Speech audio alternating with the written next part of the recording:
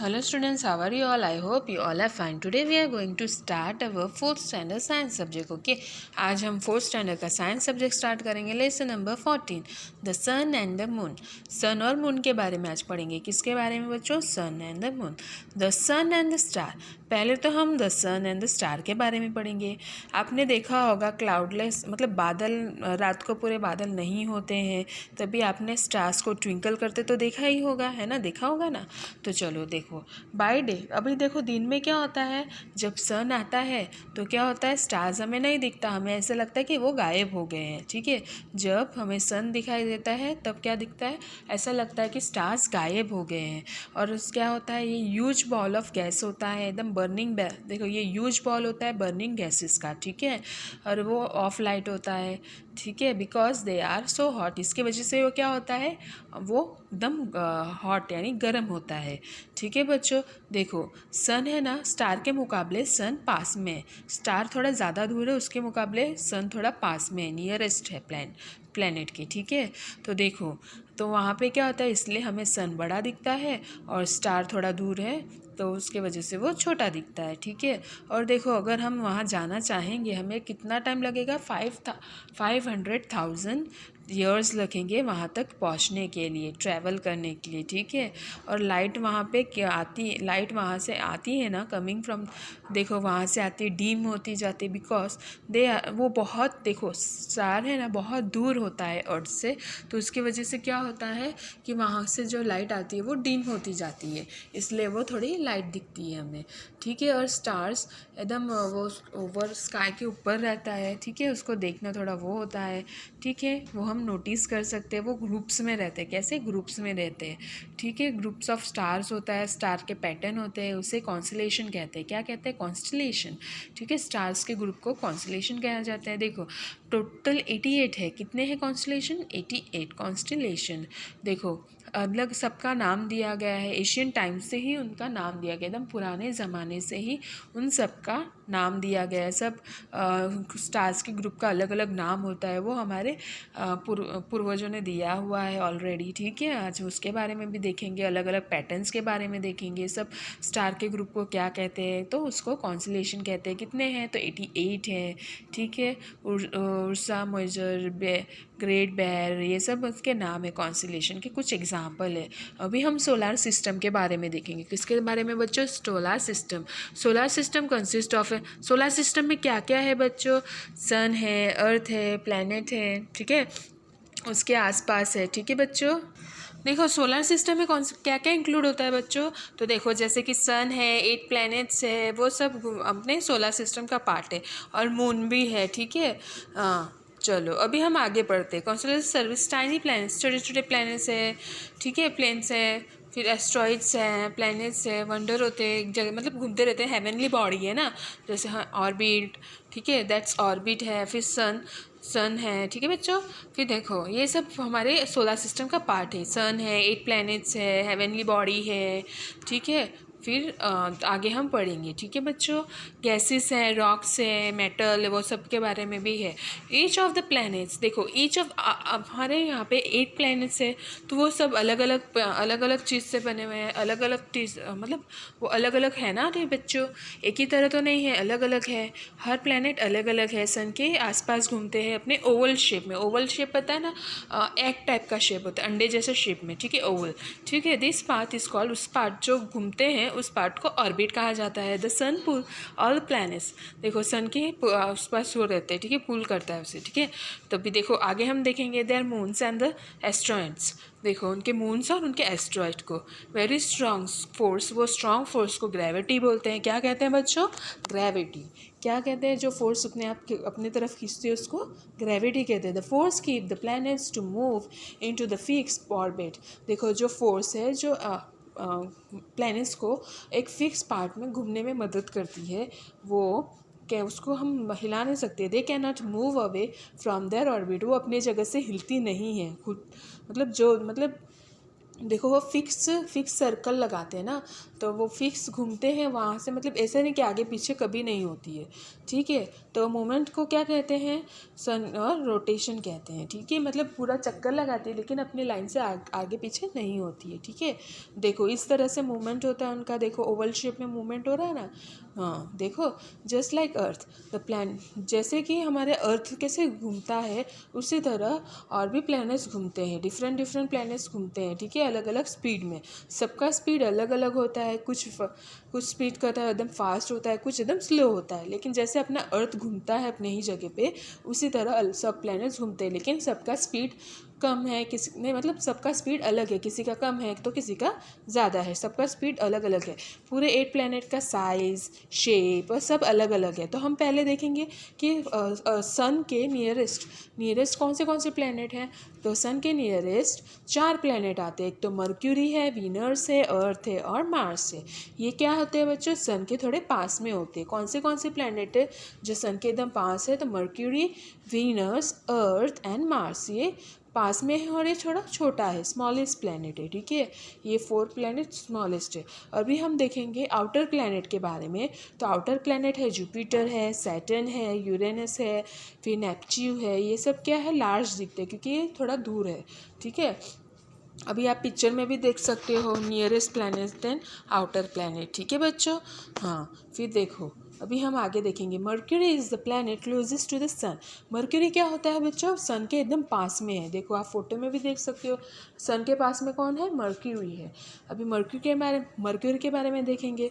ये सरफेस एकदम पास में है, ठीक है बच्चों। और प्लूटो को हम ड्राफ्ट प्लैनेट कहते हैं। क्यों, अभी साइंटिफिकली डिक्लेयर कर दिया गया है प्लूटो को ड्राफ्ट प्लैनेट, वो दिखाई नहीं देता है, उसे हम ड्राफ्ट प्लैनेट डिक्लेयर कर दिए गए हैं, ठीक है। उसके साइज दिन ब दिन डिक्रीज होते जा रहा था इसलिए बच्चों, ठीक है ना बच्चों। तो फिर ये देखा किस तरह से रोटेशन होता है, किस तरह से, हाँ देखो पहले तो देखा हमने हर प्लैनेट का साइज़ एंड शेप अलग होता है, का मूवमेंट्स भी अलग अलग होते हैं। कुछ प्लैनेट्स फास्ट मूव होता है, कुछ प्लैनेट स्लो होते हैं। और सबसे फास्ट प्लैनेट कौन सा है, मर्क्यूरी है ना। सन से सबसे फास्ट कौन सा है, मर्क्यूरी है। और देखो प्लूटो है ना, साइंटिस्ट लोगों ने उसको डिक्लेयर कर दिया है डेफ प्लैनेट, क्योंकि उसका दिन ब दिन साइज़ डिक्रीज होते जा रहा था, कम होते जा रहा था, ठीक है।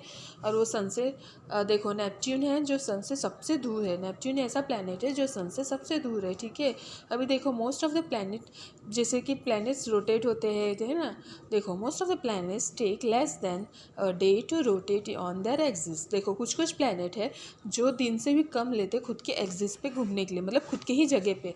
लेकिन मर्क्यूरी है और वीनस है, मर्क्यूरी और वीनस कम्प्लीटली एकदम स्लो है, उसका स्पीड बहुत स्लो है कंपेयर किया जाए तो, ठीक है। Mercury is the planet closest, mercury है जो सन के एकदम पास में है। इट्स सरफेस, उसका सरफेस है ना बहुत गर्म होता है।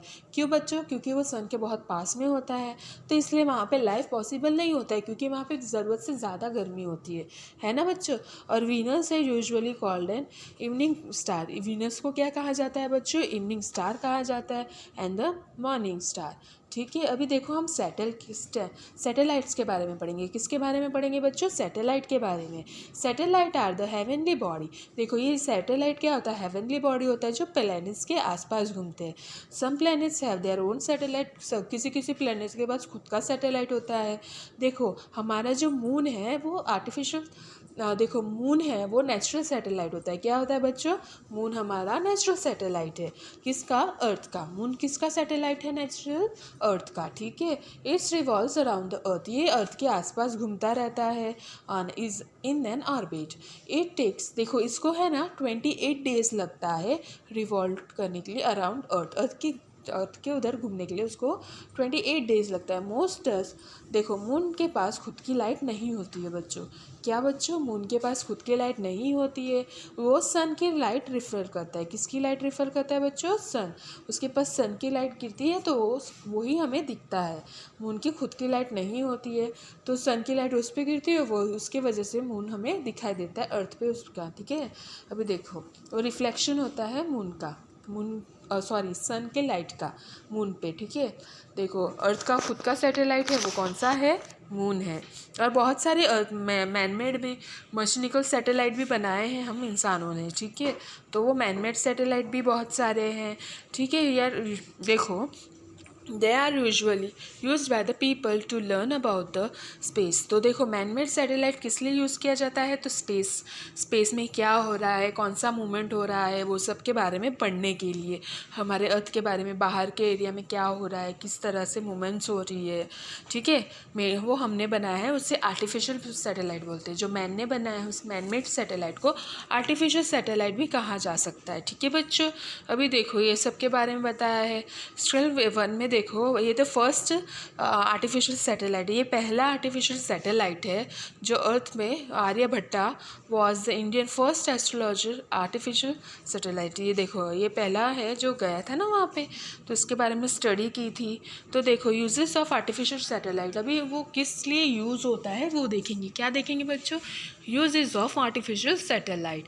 तो देखो artificial satellite are use to study, देखो ये हेवनली बॉडी है उसके बारे में पढ़ने के लिए यूज़ होता है। फिर artificial satellite are use for देखो ये क्या है, वेदर के कंडीशन को देखने के लिए, कि कौन वेदर का कंडीशन फोरकास्ट करने के लिए, अभी वो कम्युनिकेशन करने के लिए यूज़ होता है। आर्टिफिशियल सैटेलाइट क्योंकि यूज़ होता है, एक तो हेवनली बॉडीज़ के बारे में पढ़ने के लिए, फिर वेदर को फोरकास्ट करने के लिए कि अभी बारिश होगी, गर्मी होगी, ठंडी होगी, उसके बारे में, है ना। फिर कम्युनिकेशन के लिए, फिर टीवी देखने के लिए, टीवी में प्रोग्राम्स देखने के लिए, टीवी में जो प्रोग्राम्स देखते हो वो सैटेलाइट के थ्रू देखते हो, सैटेलाइट के हेल्प के थ्रू देखते हो, ठीक है। अगर सैटेलाइट नहीं होता तो हम टीवी में प्रोग्राम यहाँ से वहाँ ब्रॉडकास्ट नहीं कर पाते हैं ना, तो देखो उसमें भी हेल्प होता है। फिर देखो they are also use for the scientific experiment, अभी देखो साइंटिफिक एक्सपेरिमेंट कुछ ना नई नई चीज़ें बनाने के लिए भी यूज़ होते हैं।